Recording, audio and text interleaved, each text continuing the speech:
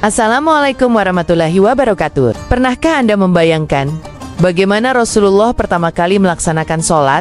Siapa yang mengajarkannya? Dan di mana tempat mulia itu berada? Dalam video kali ini, kita akan mengungkap lokasi sakral di sekitar Ka'bah, tempat malaikat Jibril turun ke bumi dan mengimami langsung sholat bersama Rasulullah. Sebuah momen agung yang tak hanya menjadi sejarah, tapi menjadi fondasi ibadah umat Islam hingga hari ini. Sebelum lanjut, jangan lupa untuk like video ini, tulis doa terbaik Anda di kolom komentar, dan subscribe channel ini agar tidak tertinggal kisah-kisah Islami yang menyentuh hati dan menambah iman. Bagikan juga ke teman dan keluarga agar mereka juga merasakan keagungan sejarah ini. Mari kita telusuri jejak agung yang nyaris terlupakan, lokasi rahasia tempat malaikat suci turun langsung dari langit hanya untuk mengajarkan sholat kepada manusia termulia, Nabi Muhammad. Sholat bukanlah ibadah biasa. Ia diperintahkan langsung oleh Allah tanpa perantara wahyu tertulis, melainkan melalui perjalanan Isra dan Mi'raj. Namun, sebelum umat Islam menjalankannya, Rasulullah perlu diajarkan cara sholat yang benar. Disinilah malaikat Jibril turun, bukan hanya sebagai penyampai wahyu, tapi sebagai imam dan guru langsung Rasulullah. Lokasi pertama yang menjadi saksi adalah sekitar Ka'bah, di sisi tempat yang kini dijaga erat. Dulu, tak ada bangunan penghalang, hanya hamparan tanah yang menyaksikan dua makhluk paling mulia di alam semesta, berdiri bersama, sujud bersama, kepada Allah yang Maha Tinggi.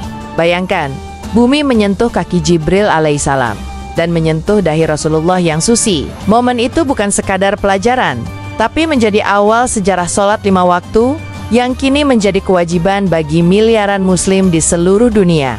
Itu bukan pertemuan biasa, itu adalah perjanjian langit dan bumi, dan tempatnya tetap ada di tempat yang mungkin sering kita lewati tanpa menyadari nilainya. Sebelum sholat, malaikat Jibril mengajarkan Rasulullah cara bersuci, yaitu wudhu. Jibril memperlihatkan tata cara membasuh wajah, tangan, kepala, dan kaki. Rasulullah mengikuti gerakan itu dengan khidmat. Bayangkan betapa harunya momen itu. Malaikat langit mengajarkan manusia bumi cara berkomunikasi langsung dengan Rabb-nya. Wudhu yang kita lakukan hari ini adalah hasil dari momen itu. Setiap tetes air yang jatuh dari wajah kita adalah jejak suci dari ajaran yang pertama kali dilakukan di tempat itu. Lokasi pengajaran wudhu itu kini tak lagi memiliki air mengalir, tapi bekasnya tetap disucikan. Beberapa riwayat menyebut Rasulullah sering berwudu di sekitar sumur Zam-Zam, namun pengajaran awal wudu diyakini terjadi di samping Hijr Ismail, yang kini menjadi area ibadah penuh keberkahan. Setiap air wudu yang menetes, seolah mengulang kembali pelajaran agung. Betapa beruntungnya umat ini, yang setiap harinya bisa menghidupkan ajaran yang langsung turun dari langit, tempat yang menjadi saksi. Malaikat Jibril mengimami Rasulullah, diyakini berada di antara Rukun Yamani dan Maqam Ibrahim, di bagian barat daya Ka'bah. Disinilah syaf pertama umat Islam berdiri, dipimpin langsung oleh Jibril. Mereka sholat 2 rakaat, bukan dalam masjid besar, bukan dengan pengeras suara, tapi dalam kesunyian agung, hanya gema takbir dan dizikir yang bergaung ke langit, bahwa bumi telah menerima ajaran paling luhur dari penghuninya yang termulia. Tak ada bangunan tinggi kala itu, hanya pasir, langit biru, dan 2 makhluk pilihan Allah. Satu dari dunia malaikat, satu dari dunia manusia. Tapi hati mereka menyatu dalam penghambaan kepada Tuhan yang satu kini. Tempat itu dikelilingi pagar, dijaga ketat, tapi tak pernah sepi dari doa dan tangisan. Karena ia menyimpan detik-detik paling sakral dalam sejarah peribadatan umat Islam. Sujud adalah bentuk penghambaan paling dalam. Dan sujud pertama Rasulullah yang diajarkan langsung oleh Jibril bukanlah sujud biasa. Ia adalah sujud pertama dari seorang manusia paling mulia, di tempat paling mulia, yang dituntun oleh makhluk langit. Tanah yang menyentuh dahi Rasulullah itu kini dilindungi dan dijaga. Tapi ruh dari momen itu tetap mengalir. Saat dahi kita menyentuh sajadah, kita sedang menapak jejak beliau seolah sujud di tempat yang sama. Banyak orang melewati sisi Ka'bah itu tanpa tahu bahwa di sanalah Nabi pertama kali menangis dalam sujud, menyampaikan rasa cinta, ketakutan, dan pengharapan kepada Tuhannya. Bayangkan keheningan, bayangkan air mata itu menetes ke tanah dan menjadi cahaya bagi seluruh umat. Itulah awal dari hubungan istimewa antara sujud dan ketenangan jiwa. Sejak saat itu, setiap muslim yang bersujud sedang menyambung cinta suci antara Nabi dan Allah, sebagaimana yang terjadi pertama kali di tempat itu. Dalam momen itu, langit dan bumi bertemu, bukan dalam bentuk kekuasaan, tapi dalam bentuk ketaatan. Jibril, makhluk dari cahaya, dan Rasulullah, manusia pilihan. Berdiri bersama, takbir bersama, ruku bersama. Bayangkan getaran spiritual yang luar biasa. Ka'bah menyaksikan langsung peristiwa yang tak bisa diulang, tak bisa ditiru, hanya bisa diyakini dan dikenang. Jibril mengimami, tapi ia juga menghormati Rasulullah, sang pemimpin umat akhir zaman. Sungguh, bukan hanya Ka'bah yang mulia, tapi tempat kaki mereka berpijak pun menjadi suci. Dan umat Islam hari ini, ketika berdiri menghadap Ka'bah, sebenarnya sedang menyambung garis syaf itu dari Rasulullah. Dari Jibril hingga kepada kita. Salat yang kita lakukan bukan hanya ibadah, tapi juga warisan dari pertemuan suci antara langit dan bumi, di tempat yang kini dijaga begitu ketat, namun jarang disadari oleh banyak muslim. Banyak yang bertanya, jika peristiwa itu begitu agung, mengapa lokasi persisnya tidak ditandai secara jelas? Jawabannya sangat dalam, agar manusia tidak memuja tempat, melainkan menghidupkan makna. Umat Islam diajarkan untuk tidak terikat pada simbol fisik semata, karena sejatinya, tempat paling mulia adalah hati yang tunduk pada Allah. Meski begitu, para ulama tetap mencatat lokasi historis itu untuk dikenang dan dihormati. Namun, pemerintah Arab Saudi sangat hati-hati dalam menyebarluaskan informasi lokasi itu, agar tidak menjadi tempat berlebih-lebihan yang akhirnya menggeser tujuan utama. Ibadah, mereka menjaga agar Ka'bah tetap menjadi tempat tauhid, bukan semata ziarah sejarah. Tapi bagi yang tahu, tempat itu akan terasa lebih hangat, lebih penuh getaran, karena menyimpan rahasia pertemuan dua makhluk agung. Riwayat menyebut bahwa Rasulullah saat pertama kali sholat, meneteskan air mata karena merasa begitu kecil di hadapan Allah. Jibril mendampingi dengan sabar, seolah berkata, "Engkau tidak sendiri, wahai Muhammad." Tangisan itu bukan karena lemah, tapi karena rasa cinta dan takut yang membuncah dalam satu waktu. Rasulullah tahu, ia akan membawa ajaran besar ini kepada umat yang masih buta.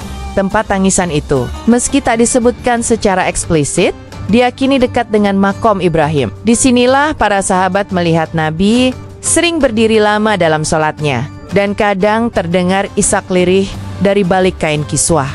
Kita mungkin tidak bisa menyentuh tanah tempat beliau menangis, tapi setiap kali kita menangis dalam sholat, kita sedang menyambung tangisan itu, menghidupkan kembali ruh dari sujud pertama Nabi kita tercinta setelah Rasulullah belajar sholat dari Jibril. Mulanya hanya 2 rakaat di waktu pagi dan petang. Tapi ketika perintah sholat 5 waktu diturunkan, saat Isra Miraj, semua perubahan itu berakar dari momen suci di sisi Ka'bah.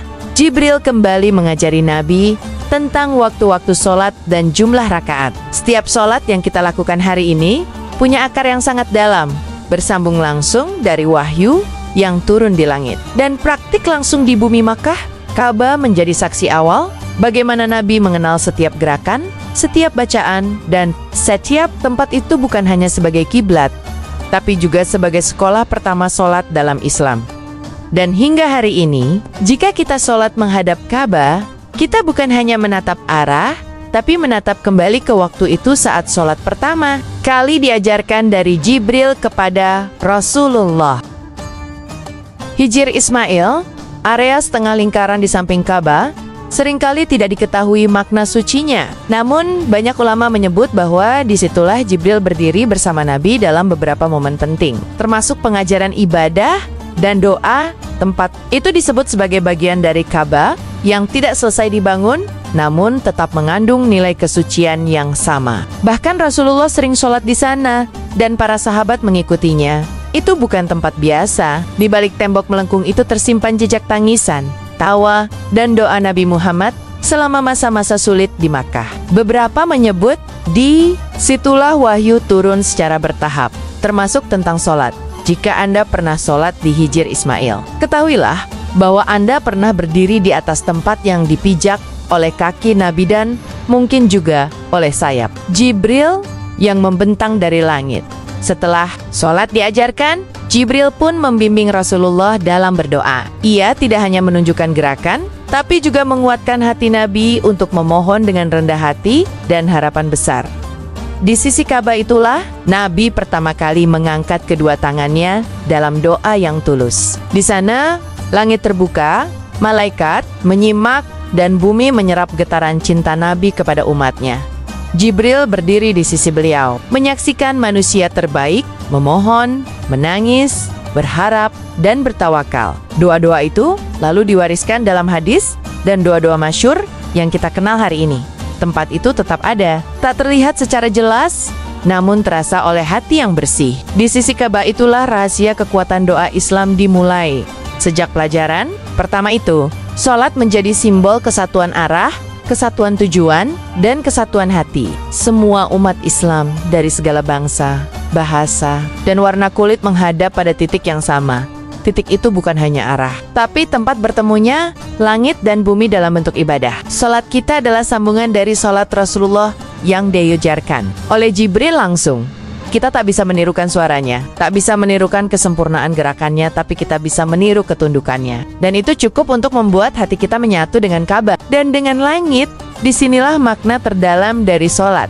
Kita semua sholat di syaf yang sama dengan Nabi. Karena menghadap pada tempat yang sama, sholat disebut sebagai tiang agama. Karena dari sinilah kekuatan ruhani umat Islam ditopang. Dan tiang itu pertama kali ditanam oleh Jibril dan Rasulullah di pelataran Ka'bah. Sholat bukanlah beban, tapi jembatan dari hati menuju langit. Dan jembatan itu pertama kali dibangun dengan sujud Nabi di tempat yang kini jadi tempat tawaf.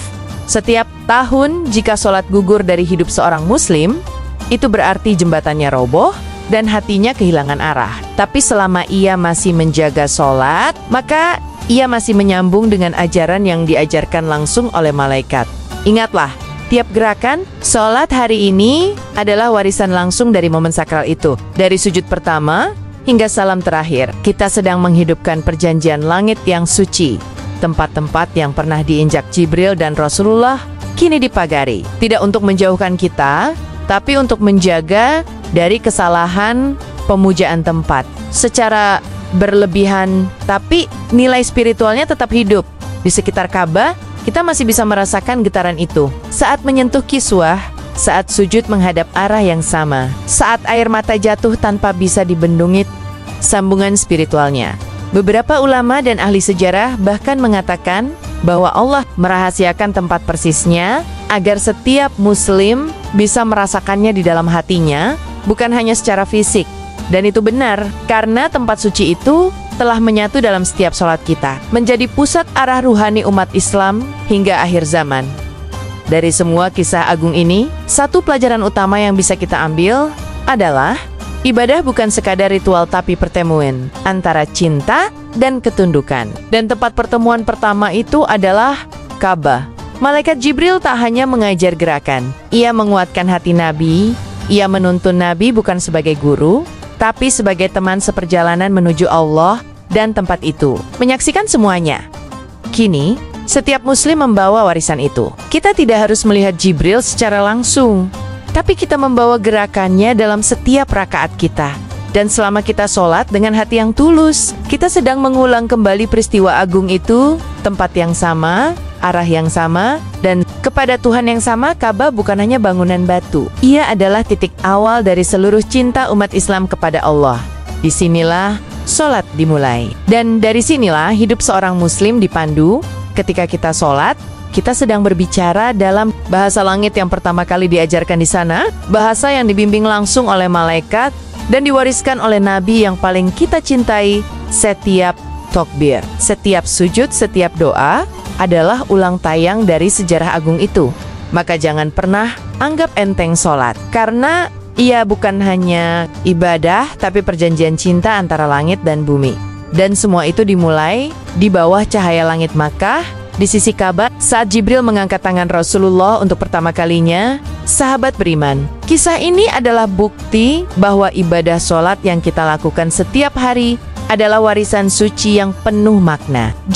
Jangan biarkan cinta itu padam. Semoga setelah menonton video ini, hati kita semakin dekat kepada Allah, dan sholat kita menjadi lebih khusyuk dan penuh rasa cinta. Amin ya Rabbal Alamin. Jika kisah ini menyentuh hati Anda, mohon like video ini. Tulis komentar ya Allah, kuatkan sholatku. Dan subscribe channel ini agar kita bisa terus belajar dan menelusuri kisah Islam yang penuh makna. Wassalamualaikum warahmatullahi wabarakatuh. Sampai jumpa di video penuh inspirasi berikutnya.